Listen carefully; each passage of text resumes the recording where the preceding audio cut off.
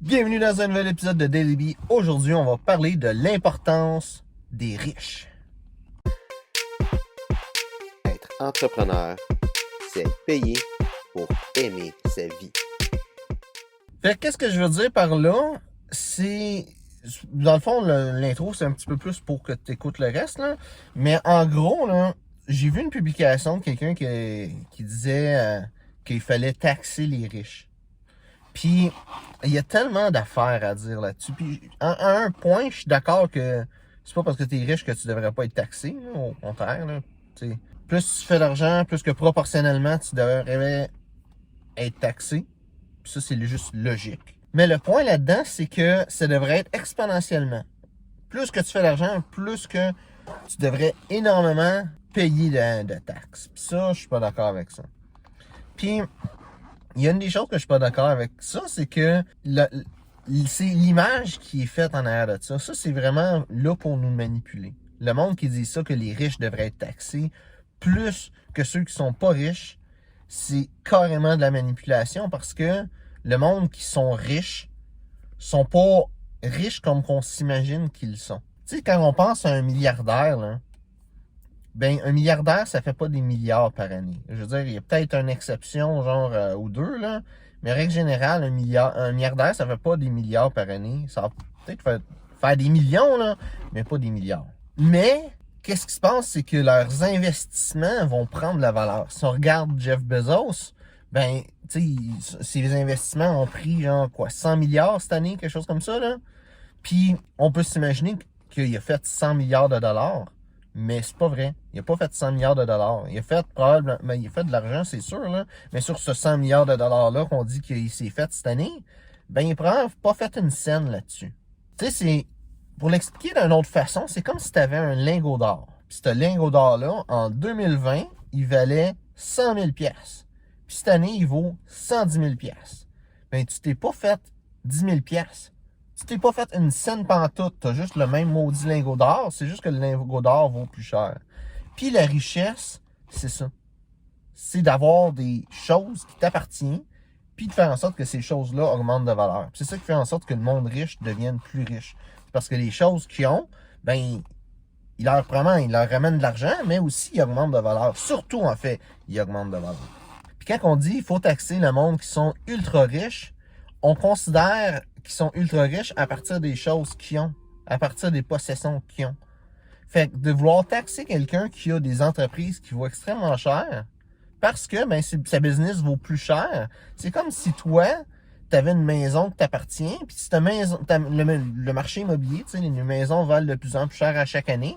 C'est comme si on te disait, oh, écoute, ta maison, elle vaut plus cher, fait qu'on va considérer ça comme un revenu, puis ben, écoute, il va falloir que tu payes sur ta maison. Fait que si t'es pas capable, ben, il va falloir que tu hypothèques ta maison, que tu aies moins de propriété de ta maison, mais par contre, la maison, techniquement, elle t'appartient, fait que la valeur entière de ta maison est à toi. Fait qu'il faut quand même que tu payes des impôts là-dessus. Tu sais, c'est la même affaire de dire ça à quelqu'un d'ultra riche, que, tu sais, sa business, ça vaut plus, fait qu'il faut qu'il paye de l'argent sur la valeur de sa business. Puis l'autre affaire que je veux dire avec ça, c'est, il y a une mentalité qui est, à quoi ça sert d'avoir des milliards de dollars? C'est quoi tu fais avec un milliard de dollars?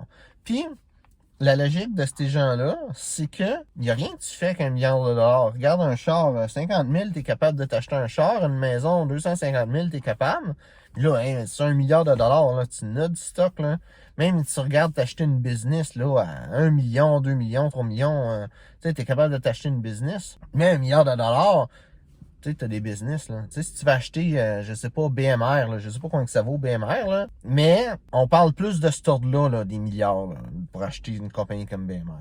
Mais encore une fois, tu sais, il y a une différence entre la valeur et le revenu. Puis qu'est-ce qui est triste là-dedans, c'est que le monde dit ça, que, oh, tu sais, ça sert à rien d'être milliardaire, en se disant que les milliardaires, ils font des milliards par année. Puis c'est pas vrai. Qu'est-ce qu'ils font, c'est que ils bâtissent des entreprises, ils achètent des entreprises, ils achètent des investissements quelconques et ces investissements-là augmentent de valeur. Puis ça, c'est à la portée de tout le monde. Tout le monde peut arriver puis prendre un prêt, acheter une business, prendre un prêt, acheter un bloc appartement, faire de l'argent, payer cette patente-là graduellement, payer le prêt de cette affaire-là.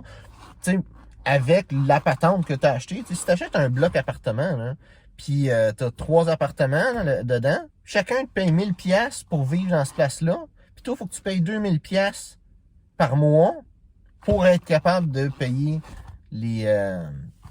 l'hypothèque. Ben, tu te fais 1000 pièces dans tes poches après avoir payé l'hypothèque. Si on évoque une business, ça peut être la même chose. Tu achètes une entreprise qui va générer peut-être 3-4 000 pièces par mois. Ben, si tu amènes 3-4 000 pièces là, ben, tu peux le remettre dedans le prêt que tu as pris pour acheter ce business-là. Puis à la fin, si ce prêt-là, il n'existe plus, tu peux soit reprendre un prêt avec ça comme garantie, tu peux juste économiser de l'argent, en acheter d'autres business, acheter d'autres blocs appartements. Mais ça, là, la différence, c'est que le monde riche, c'est ça qu'ils font. Ils passent leur temps à regarder des occasions d'investir dans quelque chose, de faire de l'argent, au lieu de regarder le monde qui sont riches puis dire que c'est pas juste. Parce que le monde qui sont pas riches, ils sont pas riches parce qu'ils font pas les choses que les riches font. Puis même qu'il y a beaucoup de monde riche qui sont tristes que le monde pauvre ou pas riche fasse pas d'argent. Là, c'est la réalité, c'est que l'argent, il en manque pas.